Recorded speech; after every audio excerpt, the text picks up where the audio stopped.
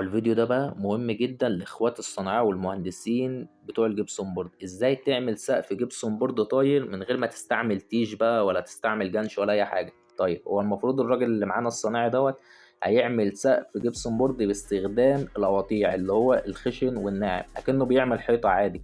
هيقسطها برضو على الستينات ويركب الجبس عادي ومن غير بقى ولا يستعمل جنش ولا تيش. وعايز اقول لك ان السقف بيكون قوي جدا، وكل ما السماكة بتاعة الصاج بتزيد أو تعريض الصاج بيزيد كل ما السقف بيكون قوي معاك. يعني أنت لو هتعمل سقف زي كده أفضل إن أنت ما تستعملش، وعاك تستعمل الصاج اللي هو الخمسة أو السبعة. خليك في الصاج العشرة وفي تقريبا 12، معرفش 12 موجود في مصر ولا لأ، بس خليك يعني في الصاج اللي هو العشرة قوي معاك ومش هيلب. وكل ما السمكة برضو تزيد كل ما بيكون قوي معاك. يعني مثلا في القواطيع اللي هي ال4 من 10 وفي ال5 من 10 و6 من 10، فخليك مثلا في ال5 من 10 يبقى كويس، يعني هيستحمل. يعني لأن السقف عايز أقول لك يعني الجبس نوعا ما خفيف جدا، يعني وزن اللوح تقريبا 27 أو 30 كيلو في الحدود دي.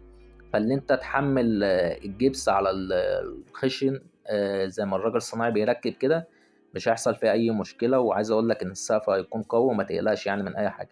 ولو انت عايز تاكد عليه وتخليه اقوى ممكن تدبل الصاج، يعني تجيب القطوع الخشن، قطعين خشن وتدبسهم في قلب بعض وتقوم ببياتهم في النعم، هتلاقي الجنب معاك بقى اجمد يعني.